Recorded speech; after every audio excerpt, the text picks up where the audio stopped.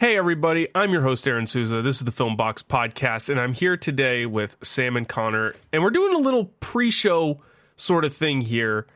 Connor had a great idea this past week of we're kind of in between major releases. We don't really know what to do for the podcast, so we figured we wanted to do sort of a throwback movie review.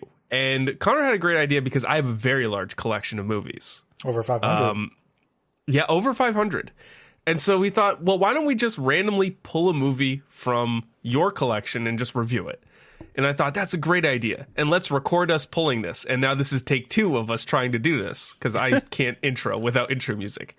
But anyways, we're here. The 3 of us are here. And we're going to do this. So are you guys ready? Is there anything that you're looking for this pull? It's like any decades, any genres... Anything you're hoping for? Something that we haven't already reviewed. Yeah, if it's something we've reviewed, which is a very slim chance, we're re-rolling it. But no, I would love something pre-60s. I need to get back in the classics. Yeah. Oh, interesting. All right. Well, without further ado, let's find out what we're going to be reviewing on this episode. In 3, 2, 1, and we're spinning it 5 times. On the Waterfront. Ooh. Is the pick. All right. Okay. So that's going to be a good one, and we'll see you later this episode.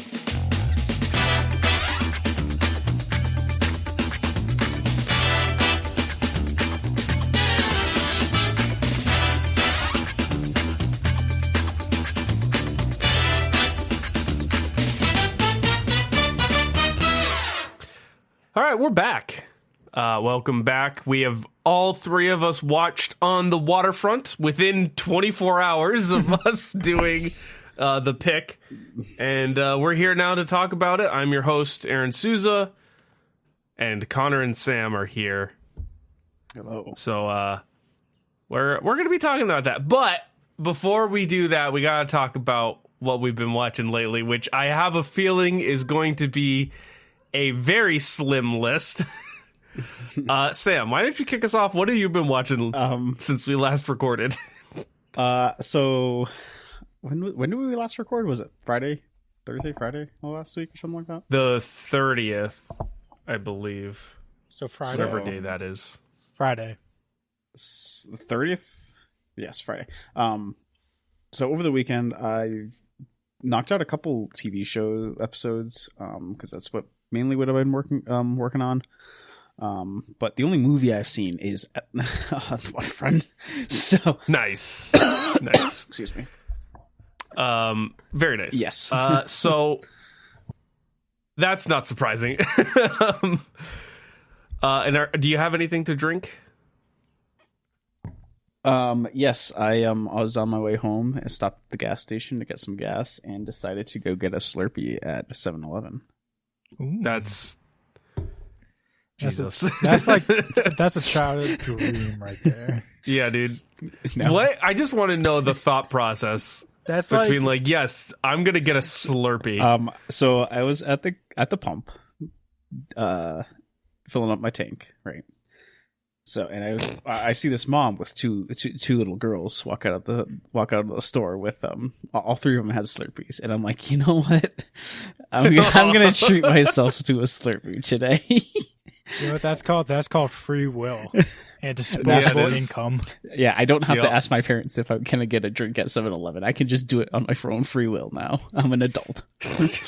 Sam having an existential crisis at 26. If Sam wants to have an upset tummy tonight, he can. That's his own choice. Yeah, I have a... See, that's the wildest thing. And the bubble guts. The funniest thing about turning to adulthood is it's yes, I can do everything I want and anything. I can buy whatever I want. But there was absolutely a reason why parents said, yeah, don't have sweets for breakfast and don't, you can't, because at the end of the day, you feel like shit. Exactly. It all comes back to you. You're going to be sitting up at night just being like, damn, maybe I shouldn't have had all that sugar right before. It's like a double-edged sword, right? It's like on one edge, you can do whatever you want. On the other side, you're going to pay for it later on. You're either going to feel like shit or go broke, so. Yeah, well, that's life. All right. I have also only seen On the Waterfront since we last recorded. To be fair, though, I have watched like 5 or 6 episodes of Andor season 1, which has been quite fun to watch. So, I haven't been devoid of watching, but as far as film, I watched On the Waterfront, half on the train to Boston, and then half at home. So, fun. And today, I've got a fruit punch sparkling ice, little mini can. Nice. Yes. So, bringing up the rear, I've seen 3 movies. Ooh. Yeah, so Bring Her Back in theaters. That's awesome. Did you guys see the discourse on Twitter about, like, this guy was saying how, like, some of the best movies out right now are coming from YouTubers? No, I did not. I don't know. People got really offended by that, and I thought it was stupid. But the movie itself... Yeah, I mean, how many YouTubers are making feature-length films at the moment? There's a couple that are coming out. I think Chris Stuckman has a movie coming out this year. And then there's... I know there's a couple more, but, like, obviously, the Philippou brothers came from YouTube. Yeah. But also, like, who cares? Like, Exactly, who cares who where cares? they came from? Yeah. Like... What? Because it's YouTube, it makes it less of an art. Yeah. No, people got offended, and it was weird. But the movie's really good, really, really depressing at the end. Has to be expected. Review's out. You can read it. Then Do that. I watched Savage Land. It's like a mockumentary. I watched this because our friend Marcel put out a TikTok that was like, here's like 5 of my favorite under the radar, like found footage movies. And this was one of them. And I watched it, and yeah, it's really good. It's really creepy. So I would definitely give it a watch. And then I also watched On the Waterfront. Nice. Are you sure you watched On the Waterfront? Yeah, I can't be too certain. Well, I think I did watch On the Waterfront. So, before we get Sprite, into cherry lime. talking about, you have Sprite Zero. Nice. Cherry lime. You never ask me what I'm drinking, so I just have to insert it myself. Well, because I feel like you just say it. Well, because you never ask, so I have to just say it. Yeah. What came first, the that's chicken or okay. the egg? Yeah, right. So before we talk about this, I guess I'm going to spring a question on you guys, and this could go one of 2 ways. There have been a lot of trailers coming out recently. Yeah. Over the past like week or so. Have you seen any of the trailers that have been coming out? That's a very broad question. Yeah, that's a very broad question. Like I've seen a couple. A couple, yeah. I don't know if it's any of the ones you're referring to. Well, no, I'm just give me some of the trailers you've seen. Black Phone 2. Wasn't there a new 28 Years Later thing? I don't know if it was came a new out? trailer, but I know there was an announcement that their first trailer won an award for the best trailer of the year. Oh, interesting. Yeah. Which, well deserved. That trailer is still insanely good. I think you only need one. So we've gotten today we got a Big Bold Beautiful Journey trailer. Did any of you see that trailer? Nope. No, because I Okay. feel like that's the type of movie where I want to go in as blind as possible. I also have not seen it. How about Happy Gilmore 2? That got a trailer. I've not seen that. Yeah, who cares? How about Frankenstein, the teaser trailer? Yeah, I did see Yes, that. that's the one. That's the other big one. That looks awesome. Mm. And I really hope they do the Nosferatu and just never show what Jacob Elordi looks like in the makeup, because I don't want them to ruin it. Yeah, no, that'd be very mean, cool if they do that. Wasn't there a new Fantastic Four trailer? I think I saw that one before Mission Impossible, like last weekend. Was there a new one? No. Or was it just the I think there was I a don't new Jurassic World trailer that came out recent. Oh, speaking of Jurassic World, I saw something about like Scarlett Johansson doing that ASMR thing.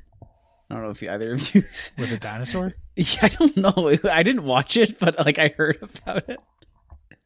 I don't need this in my life. That's a trend I'll just never understand.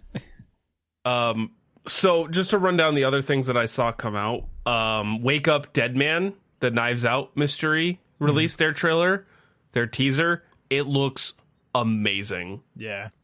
Like I was wary about it just because like how long can the shtick go for with Benoit Blanc and all of that.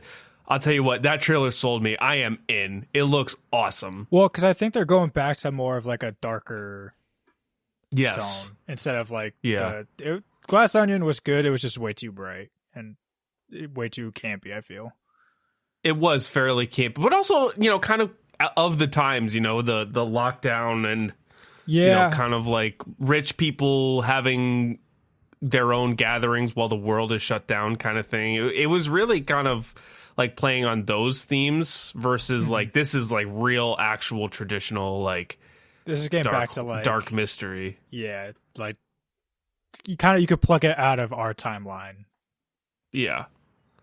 And then also they released a featurette for Mission Impossible: The Final Reckoning, showing how Tom Cruise did one of the stunts on the biplane, which I have not seen yet, but I did see it come out.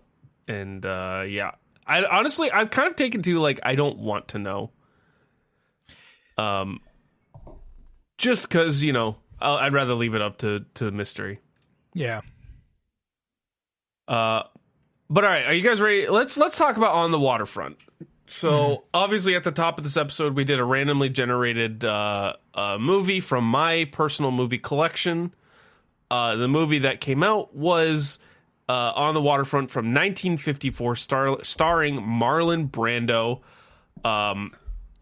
an ex-prize fighter turned New Jersey longshoreman, struggles to stand up to his corrupt union bosses, including his older brother, as he starts to connect with the grieving sister of one of the syndicate's victims.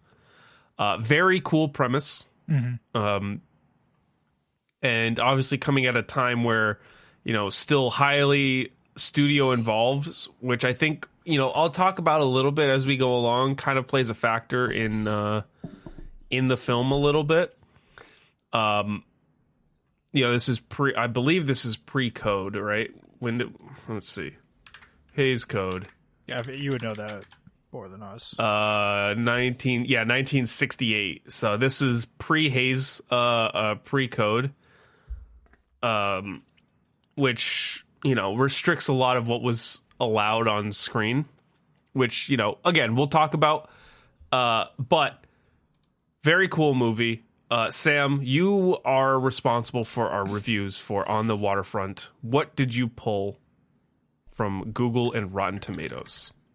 On Rotten Tomatoes, it's actually sitting at a 99%. Yes, So- I did know this. So like Yeah. it's yeah. As for reviews go on Google, that's the critic score is 99%. The audience score is a 95%. So still like Damn, they surprised. hated it. Yeah. Oh, also, I just want to point out. I want you to guess what the budget of this movie was. I know this. Sam, what was the budget for On the Waterfront? We're talking 1950s money? $1954. Oh, jeez. I want to say like I don't know, 75,000. Jesus, 910,000. Oh, So it cost them just under $1 million to make this movie, which is kind of crazy. Anyways, continue on with your reviews. all right. I got a 5-star right here. Oh, it has a 4.6 on Google. 4.6 out of 5. Not bad. So this one says, I watched this movie once 50 years ago as a simplistic 14-year-old. Jesus. With that with that context being said, I could recognize the greatness of the human narrative and the power of the performances. That reminded me of the Kevin Hart with Don Cheadle. Have you guys seen this? No. Oh my God. Kevin Hart was doing an interview with Don Cheadle, and he asked him, Kevin Hart was like, "Oh, how old are you?" And Don Cheadle was like, freaking, like, I don't know, 65 or whatever. And so it was like, "Oh, how old are you?" 65. And Kevin Hart just goes, "Damn!" And Don just stares him down. No, And he's like, "I'm sorry, I didn't mean it like that." And Don was like, what you mean by that? It's like, no, I meant like damn, like, wow, that's crazy. Like, it's so funny. Anyways, continue on. Okay. I'll just restart. I watched this movie once 50 years ago as a simplistic 14-year-old. With that context being set, I could recognize the greatness of the human narrative and the power of the performances of Brando and Malden, even at that age. When I watched it in 1972, I viewed the 1954 movie as an oldie. It hasn't gotten any nowhere, but it's a timeless, and its narrative on the human condition, particularly those at the margin fighting to survive and prosper on a daily basis. A black and white movie in an era when movies were becoming more commonly in color. Black and white is the perfect medium for this movie. This movie should never be colorized. Yes, very good. I have brought up the moment for let me know if you guys can hear this. But at the same time, like I said, and me, you know, Okay. I'm 56 years old. Damn.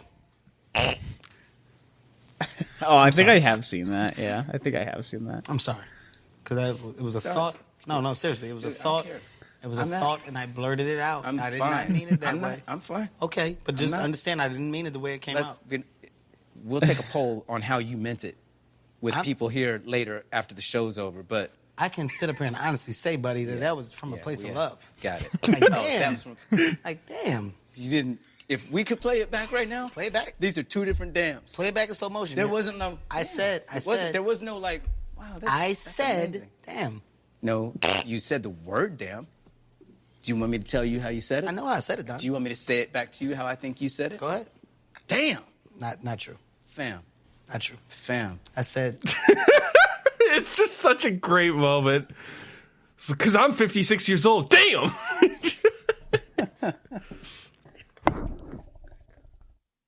Anyways. There's actually no 1-star reviews on Google. No 1 stars? Well, it says it has it says it has some ratings, but I'm not finding no any. written 1 stars? No written 1 stars. And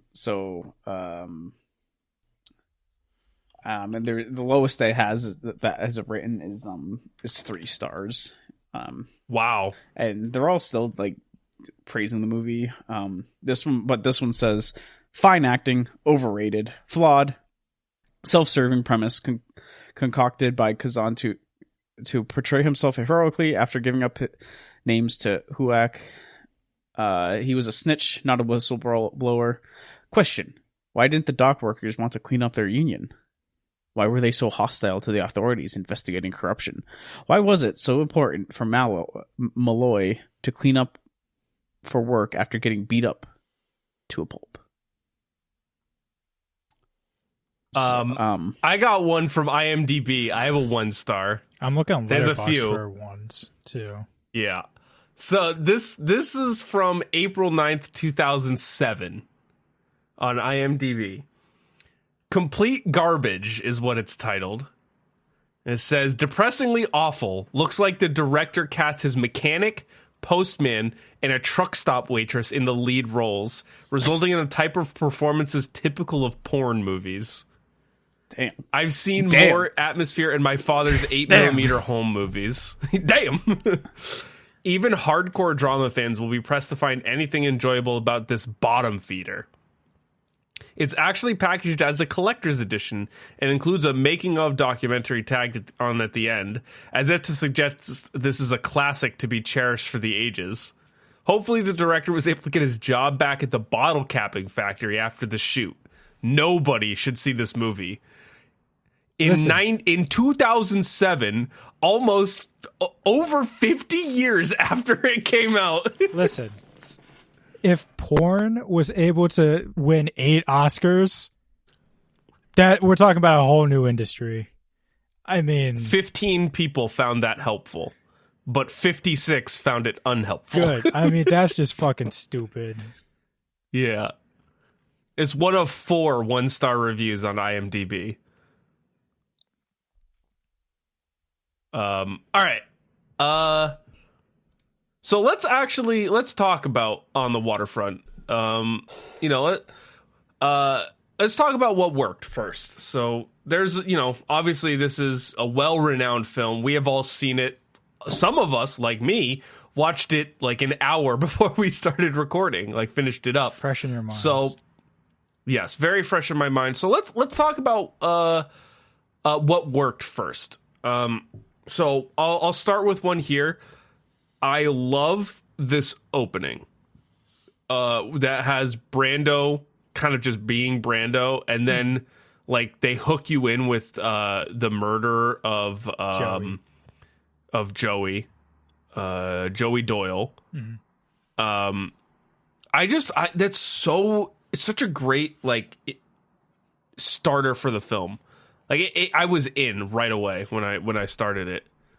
It's such a good way to introduce like this morally gray character, right? Especially as it's the first scene, you're still getting to know him, and the first thing you get to know is, okay, he just essentially got this man killed, and then you see him just get drinks with, you assume, the mob after. So you're like, okay, so he's just the mob muscle. Yeah, but he's also fairly naive too. Yeah. Because he's like, oh, I just thought you were going to, rough him up a little bit, not kill him. And he wasn't even that, traumatized by it either, it seemed like.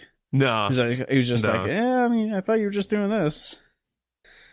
Going off he's like, whatever. Yeah. Going off the opening, I love the intro, music and stuff. Yes, I'm glad you mentioned that, because the music, do you know who did the music for this film? Nope. Leonard Bernstein. Yeah, Bradley Cooper himself, Leonard Bernstein. Very obviously. Yeah, my very notes say famous is composer. they really killed this guy off within the first 5 minutes. Yeah, they did. They took no. They took no shit. And it also establishes the the union boss. Joey Friends, Jimmy Friends. Johnny Friendly? Johnny Friendly. There we go. I just saw this. How do I not? You were. I don't remember it. Yeah. Johnny Friendly. Yeah, it establishes how the stakes are they're not just oh yeah, we're just gonna beat you up. It's no, we're gonna kill you if you even think to cross us. Mm-hmm. And you see that repeated multiple times throughout this movie. So it goes to why Brando Terry is so kind of conflicted, right? And it works too. I mean, obviously you need to have the great performances across the board for that sort of stuff to really lay in, but it's a sign of the success that this film has, that they were able to do kind of the things that they do and approach the themes that they do in a time where stuff like explicit violence was just straight up not allowed. Mm-hmm. Under the Hays Code, which, I guess we'll talk about a little bit, that for you, if you guys don't know, the Hays Code was, up until 1968, from the 30s to the 60s, basically it was this set of rules that films had to follow. They couldn't be overly sexual. They couldn't show nudity. They couldn't show violence, really. There was a lot of restrictions, and so doing a crime movie about the mob, basically, is very difficult in 1954, but they pulled it off pretty well. Mm-hmm. I also I like the first meet cute with Brando and Edie, mm-hmm. and just kind of their like succession of their relationship works pretty well, I think. You know, especially they have the big scene where they're walking and talking in the park. Although my favorite part of that scene is like Brando's chewing gum, but he is chewing that gum the loudest and most obnoxious possible. Oh my gosh, yeah, I was gonna mention. I love that. thinking that it's just the same piece of gum the entire movie. Yeah, Is he's it- just like nom nom nom nom. Just You want to go home? it's I'll walk you home. ridiculous. Yeah. No, but yeah, their relationship progressing is definitely a strength of this movie. Yeah, for sure. And it pulls it away from like a typical like crime drama action sort of movie, and it's really at its core is a romance and a man learning to be, I guess, kind of a better person in the face of a bad life. And I have it written down here.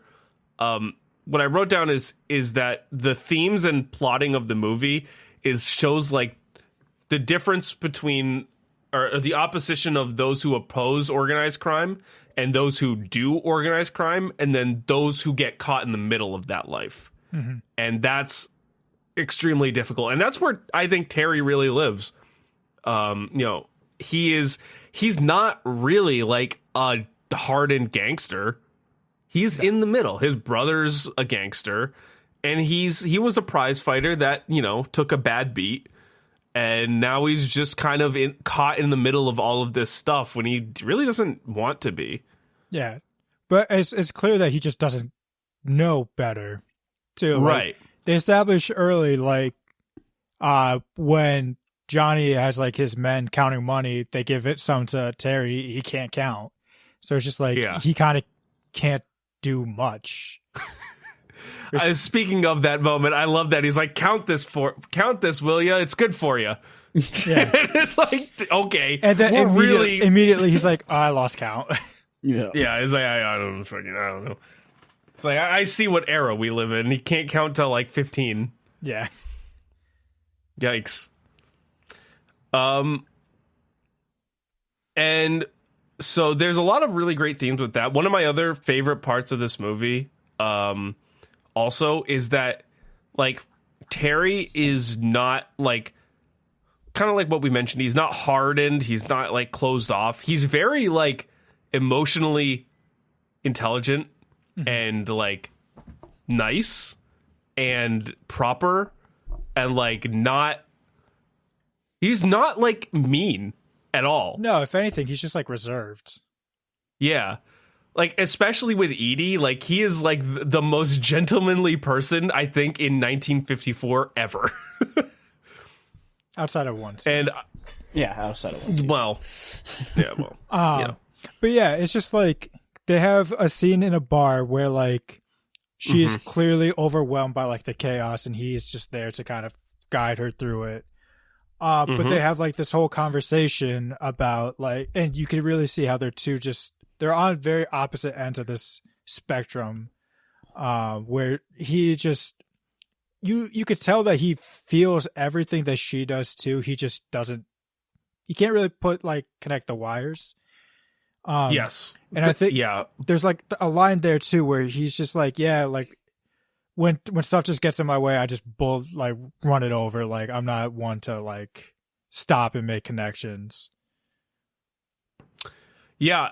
And I think it really works in his favor. I like that he's not like an asshole, like like an abuser, or, you know, like it would have been a lot different of a movie if they played him like a Raging Bull esque character. If he was even like his character in A Streetcar Named Desire, where he is like that, yeah, whole different. It plays a lot different. Yeah. I want to talk about the taxi cab scene. Yeah. Because it's probably the best scene in the movie. Yeah. And one that a lot of people point to as like one of the goats of cinema history when it comes to like just straight up scene acting. It's really good. I mean, it was incredibly engaging hearing Terry kind of tell his story about like what he wanted to be in life and like actually open up in that way for the first time, you know. And then obviously you get the great line read like, I could have been a contender. I could have been somebody. I could have been someone. Now I'm just a bum. Yeah. It's just so good. Well, especially even like the scenes leading up to it, like that's when Charlie really has like a role. And like the writing is obviously starting to like get put on the wall of like, yeah, Charlie's either going to have to kill Terry or Charlie's going to get killed. Like Terry has wronged the mob like one too many times by not like abiding or doing their wishes. And you can see like on his face too, like even though like he is loyal to the mob, he is still, it's still blood to him. Like, yeah. I have a question for you though. Yeah. Is he necessarily loyal to the mob, or does he just know that what happens if you're not, if you say something against them? Because I never really got the sense that he was necessarily loyal. He wanted to just kind of do his own thing. He just knew that like if I spoke up, they were going to kill me, or they're going to try like to. if he doesn't kill Terry, then they're going to kill me. I thought kind they of thing. called him Johnny's right hand man. Charlie is. Yeah, no, that's what I'm saying. Charlie is. Oh, I thought you were talking about Terry. No. Terry is always just kind of just like a pawn to them. I'm talking like Charlie is like the right hand man, but he knows like he has to either kill his brother or he's gonna get killed. And like you could see like all that start to weigh on him leading into this taxi scene, and then the everything, and then finding out too that Charlie was putting money on him to lose too. Just all that emotion pouring out of both of them. Yeah, it's great. Yeah. Which what else? Go ahead. I did find it funny. I was looking up trivia. I just want to make sure I get it right, but they forgot to buy like buy full equipment for that scene, which is why they had to like put blinds behind them in a taxi, which nice. Obviously you would never see. No. That's awesome. Yeah. What else do you got? What else do you guys got for what worked with On the Waterfront? I think the casting of Carl Malden as the priest. Yeah, that definitely interesting. Worked. Yes, I think honestly, I think top performer, top actor in the movie, top performance. Really, I think so. Yeah, really. Well, I think the father himself is at least a top 2 character in the movie alone. But yeah, it's just, especially in this whole world with like the power dynamics, you have like the father who at one point in my notes I was like, why is he here again? Like, why is he getting involved? And then you kind of learn like he's just doing it because it's the right thing to do, and like he has no motivation. He's not trying to swoop in and like become the union leader. He's just doing it because he's sick of seeing like the way these men have been treated. And he just wants to do the right thing. No, absolutely. And you know, I think I have some thoughts about like the use of religion on that front, but I thought he was a good character to be kind of like the antithesis of the mob. I think he also played a really big part in the bar scene when Terry was gonna. That was a great scene. Yeah. So, speaking of the bar scene, I have a moment that really stood out to me in that section. Just because I just found it so funny. And you guys might not have picked up on it, but it was when he comes into the bar and he's looking for Friendly, and he's like trying to look for him, and the bartender comes over. He's like, "Hey, whoa, take it easy, man." And Brando's like, "Don't give me advice." And the bartender's like, "Okay." It's just that moment just struck me so good. It was, it's just so funny. He's just like, It's like, hey, I wish I had a friend like that. Like, he was like, hey, man, calm down. I was like, don't tell me what to do. I was like, all right, I tried. Sorry, fuck it. Cool. It's just so good. And what else you got for what works here? I really like the whole idea of like the hawks and pigeons, which kind of gets brought up like a couple of times. So like, starting with like Joey is, what kind of brought him and Terry together in the first part is like they both kind of looked after pigeons. And then what kind of brought Terry and Edie closer together is when they were up on the roof together and he was showing her the pigeons. And there they're kind of talking about how there's just so many pigeons in the park, and then but they have like these hawks that would just like hunt them down. And to me, that was very symbolic of like their whole power struggle of like, right. They are the pigeons in this scenario of like, yeah, they're free, but the hawks are always watching them. If they step out of line, they're going to swoop down. They're going to kill them. But they need someone like Terry or like Joey to protect them. And when they're left unprotected, that's when like the hawks can kind of rule the sky. And it keeps getting brought back up. Like sometimes Johnny will call someone like a fucking pigeon as an insult. And then you have like the scene towards the end after Terry like testifies. The kid that he's been hanging out with kills all of his pigeons. It yells at him like, "Yo, a pigeon for a pigeon." Is like, you traded all of us for what? So it's just like, I found that very impactful. Yeah.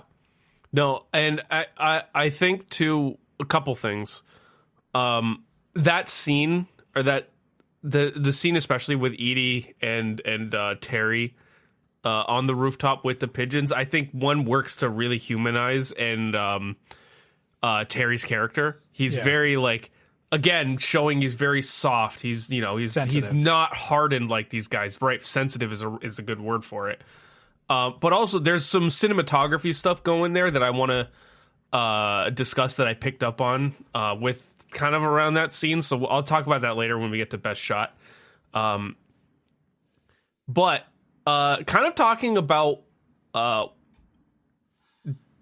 Terry's personality and who he is, I want to move to what doesn't work here, because there's one particular thing that doesn't work for me with On the Waterfront, and it's Edie saying directly to Marlon Brando's face, "You're not romantic or sentimental or kind, but like this is the most kind, sentimental, romantic person in the movie, like by a long shot. This dude's a fucking sweetheart for most of the film." Yeah. And Edie's like, "You're just a cold, heartless man." Just found it very funny. Yeah. What else doesn't work for me? Terry being confused about Joey Doyle being murdered, even though he's literally brothers with a prominent mobster. It's like, hey, man, what'd you think was going to happen here? Yeah. Oh, we're just going to talk to him. Yeah, I thought you were just going to rough him up a little. Come on. Do you guys have anything for what doesn't work with this movie? There's not a ton. You're gonna have to get a little nitpicky. I mean, I just didn't really like the scene of like Terry just storming into Edie's house after like she's just like screaming at him like to stay away, and then he kind of that was a little strange. Like, I get it, it's a different time, but like there's no time where that's like acceptable. Even if like afterwards she's kind of just like calmed down after that, it's still just icky. Yeah, it's a little weird. Maybe not aging quite the best in the 50, 60, 70 years since this movie came out. I got another one for you. So not seeing Terry do actual mobster stuff, and I guess by extension, not seeing a ton of that in the movie. Like, there's some mobster stuff. Like, obviously, Charlie's death is a real big part of it. But, like, there's not a ton of actual, like, mobster stuff going on to make me feel like Friendly and his gang are like to be feared. And maybe it's just like a sign of obviously the times and when it was made. But like, if this was made in like 1974, we're seeing him murder, like straight up murder people, like violently, graphically. We're seeing him do, like more racketeering or more, placing illegal. Like if you hand this movie to Scorsese, and there's a lot more gritty crime going on, and I could have used a little bit more of that. I mean, that's fair, but I mean, you also have like. I forget what they're called, Waterfront Crime Committee, like already sniffing on you. Like you can't like just be blatant crime. The Waterfront Crime Commission. There you go. But like, I feel like they did enough. Like with the whole scene of like in the beginning of the father kind of rallying a bunch of people up to initially to kind of get them to want to testify against him. And then Friendly just has a bunch of guys just beat the shit out of all of them. Yeah, that was a good scene, I will say. So, maybe it's just my wanton for more violence in the film, but like I just wanted more. No, trust me, I get you. Sometimes in horror movies, I'm like, you could have just cut her head off. You could have done that. Yeah, right. Yeah. What's stopping you? Mm-hmm. What else doesn't work for you guys? I got two things. Okay, go ahead. One, I wish the courtroom trial was longer. Yeah, speaking of the court, I had that written down too, but more in the sense of what was that? Yeah, that was the least courtroom legal proceeding thing I think I've ever seen. Yeah. It's like, I need to call the witness. Yeah, but yeah, there's kind of like who wants to testify? I wish they expanded on that a little. It's like it's like a teacher getting in front of the class, like, okay, who wants to testify next, ladies and gentlemen? Like, don't make me call on someone. All right, Terry, you're up. Terry, what did you prepare for us today? And then in the middle of his like examination, he's like, you've done a good thing today. You've brought people to justice. And then all of a sudden they're like instantly like, guilty. And it's like, wait, what happened? Well, also, like, Terry's getting threatened in front of this entire courtroom. And like no one does anything to step in or like until after like Johnny like jumps him. Tries to like hit him, Like people say that like My Cousin Vinny is the most accurate representation of legal proceedings in film. This has got to be like bottom 3. Like, whatever they did in this movie does not happen. Sam, what else? You said you had one more. Yeah. So they made the big point of like he was like this retired boxer kind of thing. That didn't really like. I wish we got to see more. Like, not a great boxer. Not a great boxer. I was gonna say his fight at the end with Johnny. Like, wasn't that like? I would have expected a little bit more and better punches being thrown. Yeah. And I wish that was kind of explained a little. Well, not explained a little bit more, but like shown more. Yeah. Mm-hmm. Like he actually. Yeah. Like when he got jumped by those like 6 guys at the end, like he could actually fight him off because he was such a great boxer. But yeah. I think again, if this movie's made in like 1975, we get that scene, but because of Hays Code, we don't get that scene. Mm-hmm. Connor, do you have anything else that doesn't work? I don't think so. Okay, I didn't think so. There's not a lot with this movie. You're really nitpicking, but I mean, yeah. Speaking of that, it made me think of a couple more things I actually really liked about this movie. Okay. Like the whole ending of like how like the union members kind of rallied around him. Like they left work. They were like, we're not working until like Terry walks in. And then after he gets his ass beat, they're like, we're still not working until Terry walks in those doors. And they all kind of just like, they kind of part to like make room for him. And I don't, maybe this is my nitpick. I don't get why Edie couldn't help him walk to the door, why he had to do it himself. but like Interesting. it's like it's fine. I get like he has to show like the power of like standing up for what's right. I guess. exactly. But that final sequence though is like electric on screen. It's Yeah. so good. Same with the scene leading up to Charlie's death. The way the music is like just crescendoing, like after like everyone's calling out for Terry to come to the street, and like the music starts to pick up, and then like the neighbors start like peeking out. They're like, this happened when my Richie died. Yeah. And then like they almost get hit by the truck, and then as soon as they see the body, the music just drops. Yeah, it's really great filmmaking. It was so good. Yeah, really, really good stuff. All right, let's do some what ifs, because there's some what ifs here with this movie that are really quite interesting around the casting of Terry. So initially, according to Richard Schickel's biography of Kazan, Marlon Brando initially turned down the role of Terry Malloy, and Frank Sinatra had a handshake deal to be in the lead role, but did not formally assign a contract, and even did a costume fitting for Terry Malloy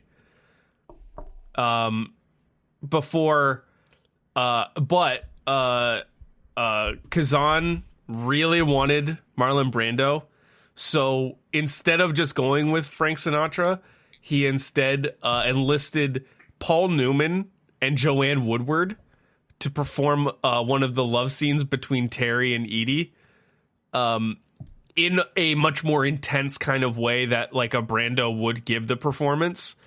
And they sent it to Brando's agent, and the agent saw it and was like, okay, I think maybe he should actually take this role. And so Marlon Brando was then cast to play Terry. And Frank Sinatra was furious about this. He was so mad that he didn't get it. So instead of being like whatever, he demanded to be cast as Father Barry, and then was told that they had already cast Carl Malden, who they brought in to direct the screen test for the Brando-esque version of the performance. So it's like, man, Sinatra got screwed twice.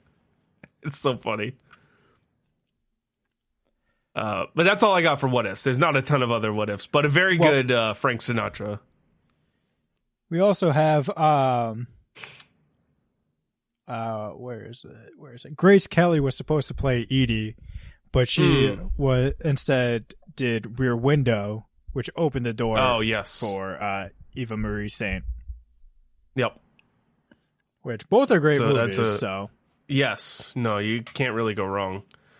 All right, Connor, what about the best? Let's go to your section. All right.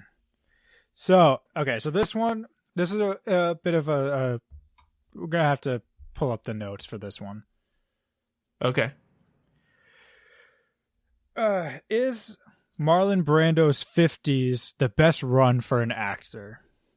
Okay, that's interesting. So, let me pull up his movies real quick. But while I do that, he was he was nominated for acting roles in 51, 52, 53, 54, and 57.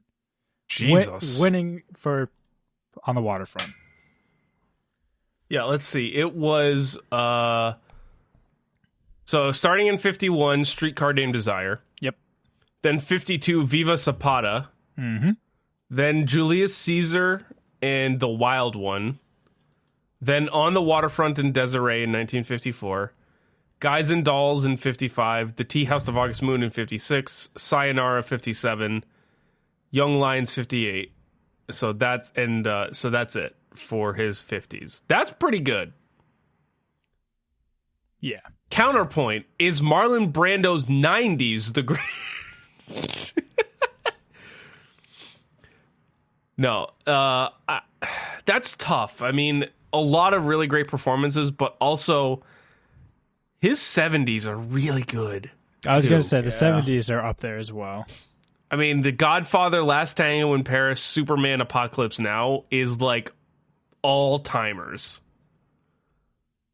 Man, that's tough. I think I would have to give it to 70s personally, but that's just me. I think I would give it to 70s also. You're not even considering any other actor. Oh, well, I mean, I thought we were just talking about his I'm which talking, decade of like, his filmography. Yeah, I'm talking about any actor's decade. Because, like, Oh, man. Meryl Streep had a run in the 80s where she was nominated 6 times, which is the most any actor or actress has ever been nominated. I mean, Yeah, but Tom Hanks' 90s was really great. Harrison Ford 80s into the 90s.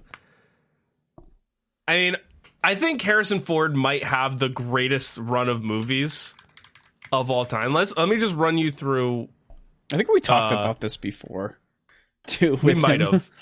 Harrison Ford in the 80s was Empire Strikes Back, Raiders of the Lost Ark, Blade Runner, Return of the Jedi, Temple of Doom, Witness, Mosquito Coast, Working Girl, Last Crusade. I mean, that is just an absolute monster 80s. And then keeps going into the 90s with Presumed Innocent, Patriot Games, The Fugitive, Clear and Present Danger, up to 1994. I mean, that's just an absolute monster 15 years. So, I don't know, man. I might have to, just in iconic nature, I might have to give it to Harrison Ford in the 80s. I'm talking myself into it. That's fair. Saying he was acting against plumbers. Shut up. All right, what's your next the best? All right. I gotta pull this up as well.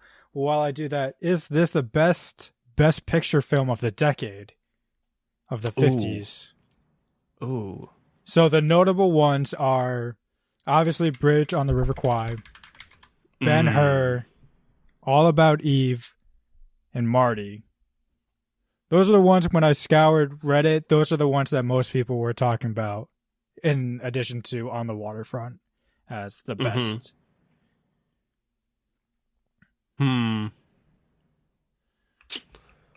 Yeah, I think Bridge on the River Kwai is going to be close there, but you might have to give it to this one.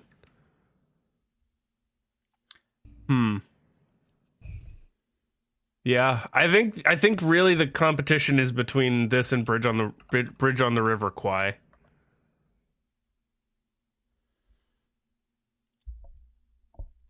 But I haven't seen Kwai, so I wouldn't be able to tell you.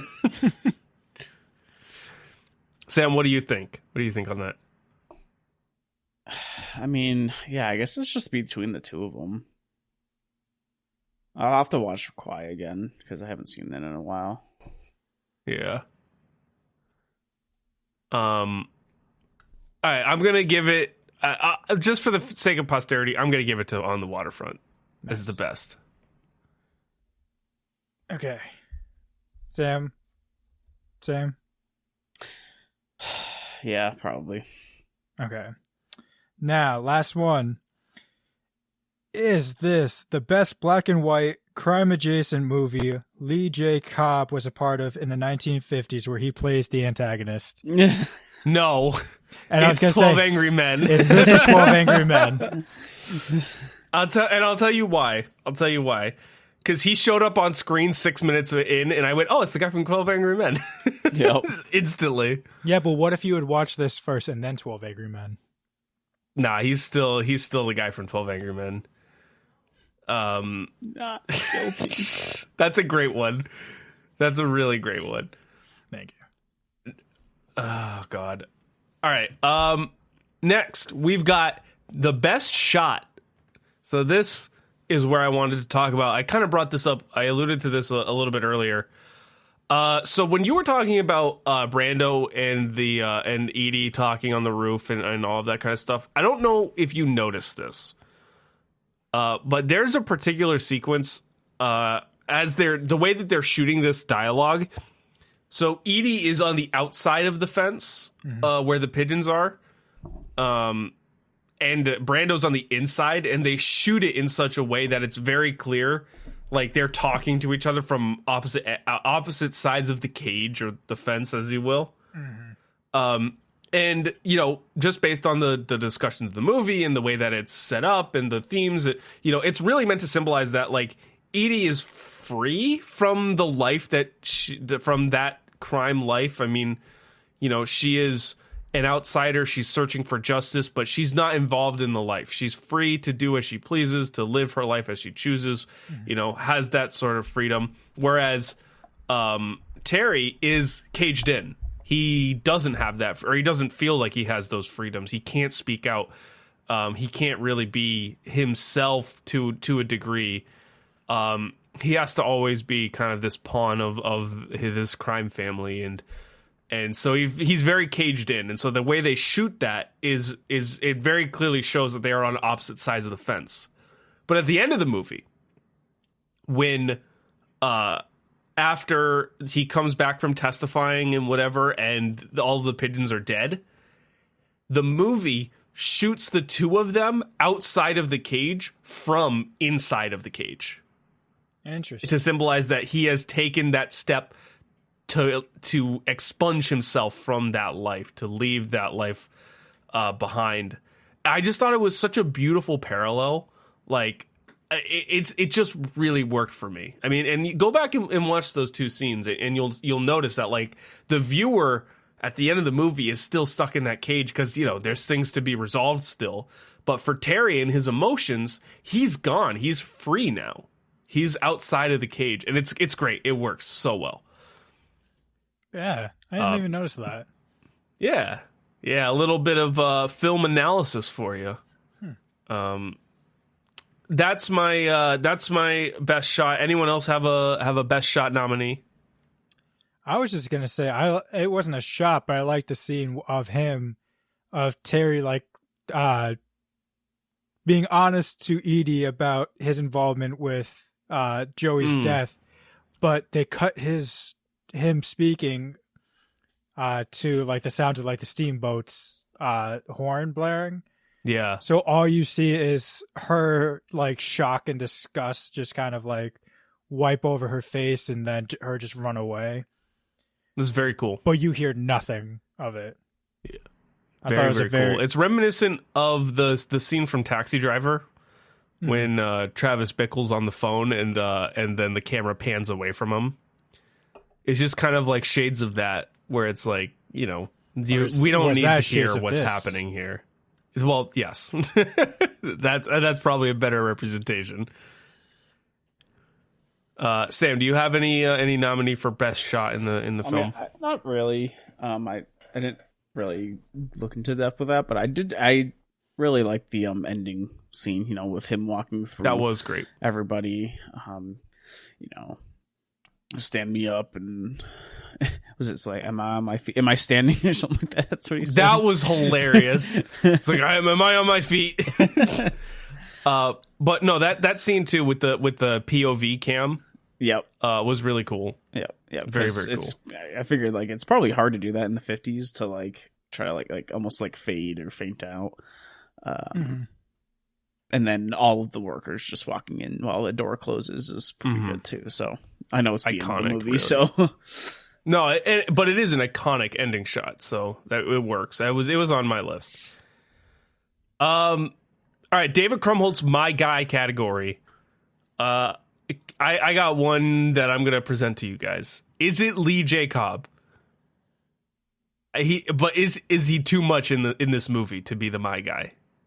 Yeah, I feel like the My Guy has to be like, you gotta be like the sixth man off the bench. You can't be like a starter. Okay. I will go ahead. No, I was just gonna say the hard part about, like, this era is, like, we're not the most familiar with it. Yeah, I do have one more though to nominate. Go for it. Purely based on name value, I don't even know who he plays in the film, but Leif Erikson is in this movie, which is just based on the SpongeBob reference. I was like, oh, Leif Erikson Day. Would you look at that? Whoa. That's it. That's all I got. Nice. But wasn't Leif Erikson like a Viking. Norse? Like he was a Viking. Yes, there was also an actor named Leif Erikson. Yeah. I think this was the SpongeBob reference towards the actor or the explorer. I would assume the explorer. I was gonna say. He put on like the Viking Who knows? helmet, Yeah, that's what I thought too. But and he didn't say, "Oh, my name's Glover." Yeah. Questions for the movie. One of my questions here is Edie the only woman in existence in this movie? Because she's literally just always around. Like, anytime they need to talk to her, it's like, and look, there she is. She's here. Don't worry, guys. She's around. I mean, what else is she? I don't know. do? Maybe She's it's back- more of a question of, like, what does she do? Well, she's back from school. There was a scene of like her and her dad talking about how like she's back from school and that he was going to send her back after Joey died. But she's like, no, like I'm a free woman. Like I'm going to be here. Like Yes. I need to see this through now. I do remember that. I bring this question up because of the scene right before Brando goes to tell Edie about how he was involved in Joey's death.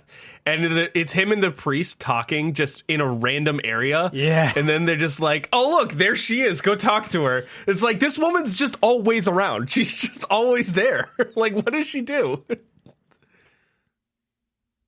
And in the same vein, why is she always around the mobsters? Like, she's always just around them, even though she can't stand them. Like, go somewhere else. And I know your dad works at the shore, but, like, And they go just do killed your anything brother. else. Yeah. So you probably want to figure out why. Yeah. Other questions?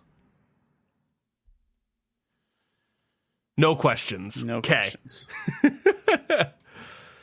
All right, let's talk about best performance, worst performance. I think I'm going to nominate for best performance. I think it has to be Brando. Yeah. I don't think there's a valid reason for anyone else to be best performance. I mean, this is one of the greatest performances of all time.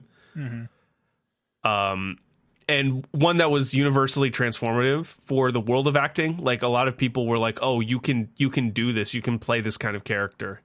Like, this is something that works." And Brando really innovated that.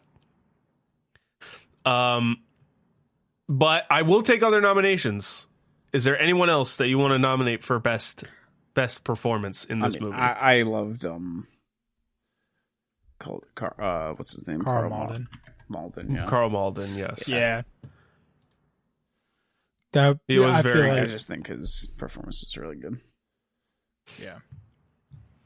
I'd agree. And then Eva Marie saying, I feel like I would also just throw her name in there too, because she does bring a lot as like the emotional foil to Brando's character.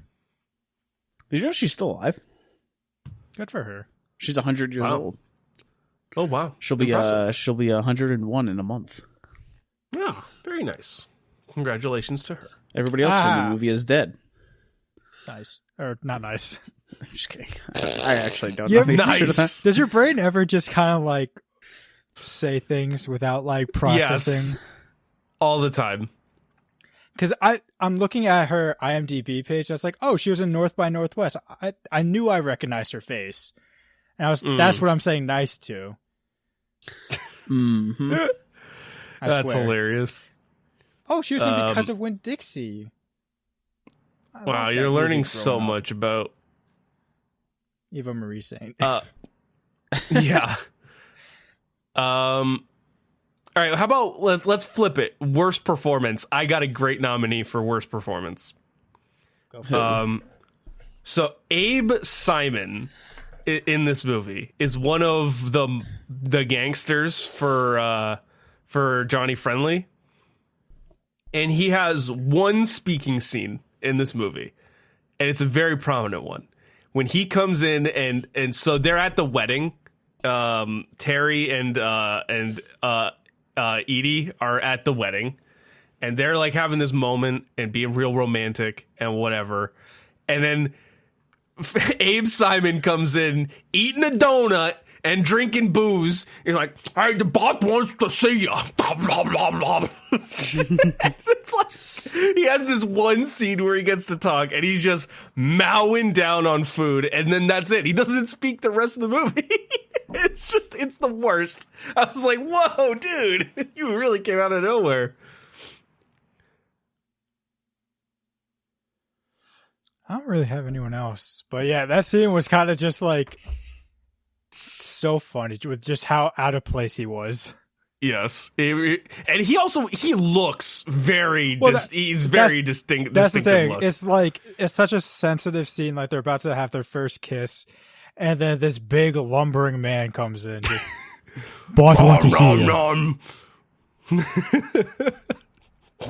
so good. All right, Abe Simon, worst performance. Sorry, bud, but he's long dead. Any hot takes? This is not really much of a hot take movie, but I will accept hot takes. Couldn't really think of one. Going once, going twice, no hot takes. Yeah. So that means we are at what prop are you taking home from On the Waterfront? Well, I'm taking that hook. Yeah. The hook. Interesting.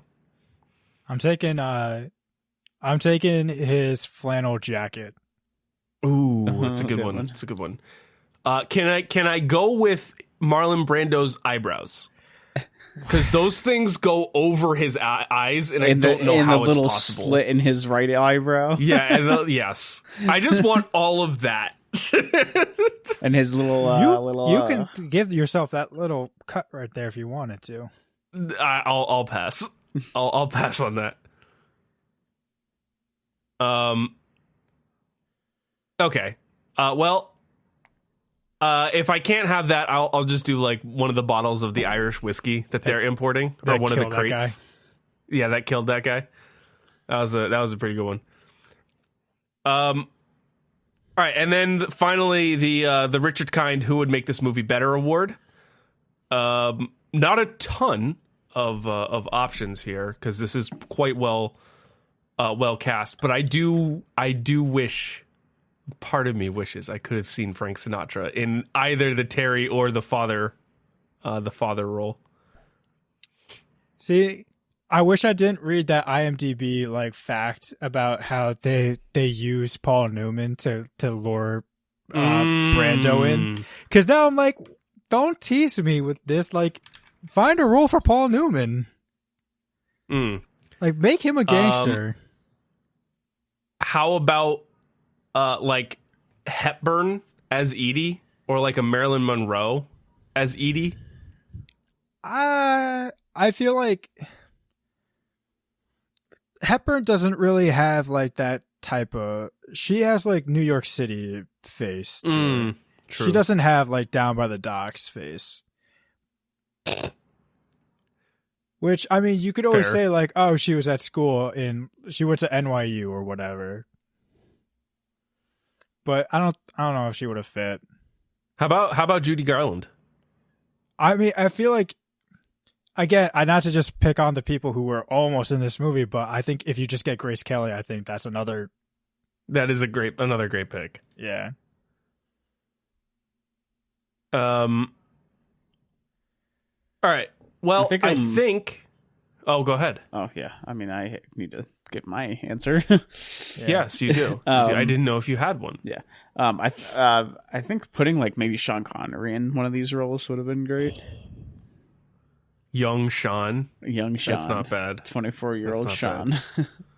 It's not bad. Well, that's the thing with like these workers. You could just slip so many people in and like give them like a couple lines. Put Sean Connery in the Charlie role.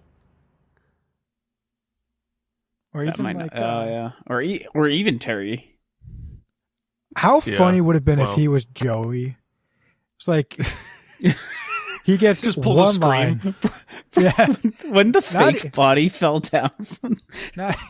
I'm sorry. That was they just cover him with that was newspaper. So 1950s.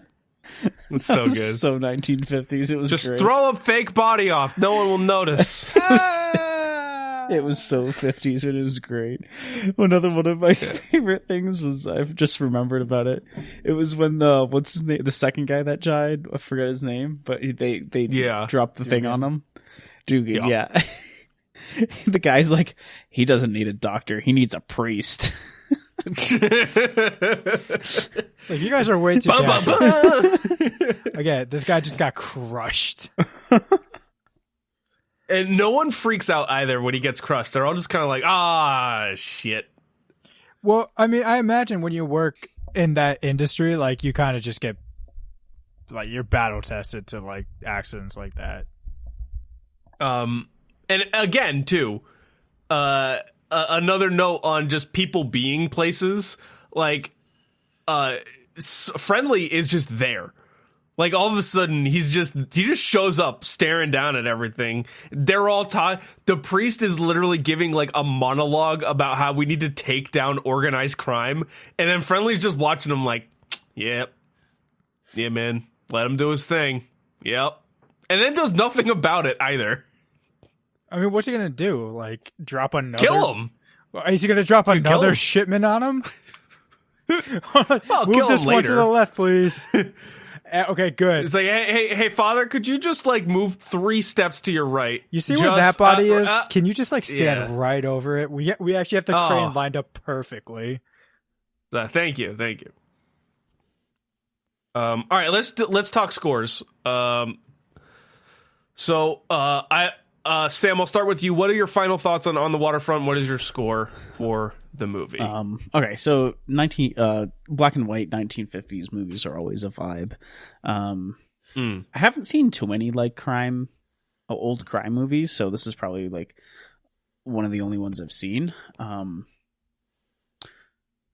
overall, I loved it. I think it kept me on my toes the entire movie. Yeah, there was a couple maybe a little bit slower parts with some dialogue and the romance, but it just picks up right back up with some thrilling. I'm probably gonna throw this. Looking at everything else I've rated, I'm probably gonna throw this at a 4.25 for my final score. Wow, that's what, 2 in a row now? No. I gave no, Lilo what'd and you Stitch, do? Lilo and Stitch a 4.5. 4.5. You did one of the recent Mission Impossible. Sinners was a 4.25, and Mission Impossible. Yeah. All right. Well, I also really enjoyed On the Waterfront. It was not one I had seen before, but Marlon Brando gives one of the best performances out there. He just did amazing, and it was iconic in a way that like made me realize once again that like this is one of the greatest actors to ever do it. And then on top of that, the story is really interesting too. I was heavily engaged even when watching on my phone on a train. For half of it, I was in, which is, kind of, it's not easy to do. That said, it shows his age at times, and again, I can't fault it for that. But there are parts that I wish I wish there were done different. Still really good though. I'm giving it a 4, flat 4. Wow. So this is definitely an era of movies that I really love. I love black and white. I love just a classic. Brando's definitely like a Hall of Fame actor for me. Yeah, like there's just so much to really love about this movie. Just on so many layers, you can really just find something new to pick at. Just like the romance element, this whole balance between like the powerful and like the people they oppress, really. This battle of good and wrong, and like where you get trapped in between. It's just so many different ways you can look at it. Acting is incredible. Like it makes sense that this movie like just swept the Oscars in like the acting categories. It's just such a great movie for me. This is only like the second time I'm going to do this. gonna give this a 5. Oh, shit. wow, flat Okay. 5. All right, well, that is going to put this on the Waterfront. Oop, whoops. At a 4.42, which is a new top 5 contender, bumping Star Wars Episode 3 out of the top 5 of our reviews. We did it, folks.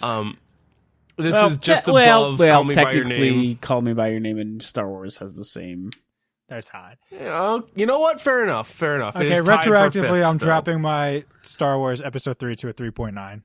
Oh, wow. Okay. Oh my god. I wouldn't do that.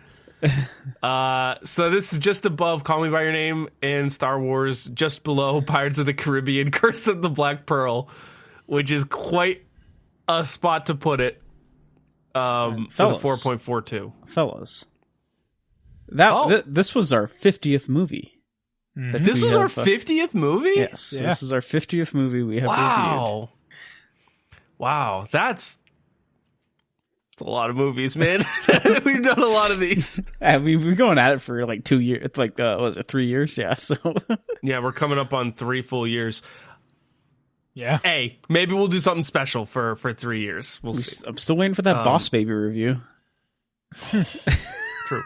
All right. Well, that's going to do it for this episode. If you like what you listen to, leave a rating, subscribe, follow us on your favorite podcast platform, do all that fun stuff. You can follow us on socials in the show notes, and also go to our website, firstpicturehouse.com, to see what we've been writing about and all of our other juicy content over there. And then follow us on Letterboxd. You can see what we're watching when we're watching them, and you don't have to wait for each episode to know what they are. And with that said, boys, that's going to do it for this episode, and we'll see you next time. See you later. See ya.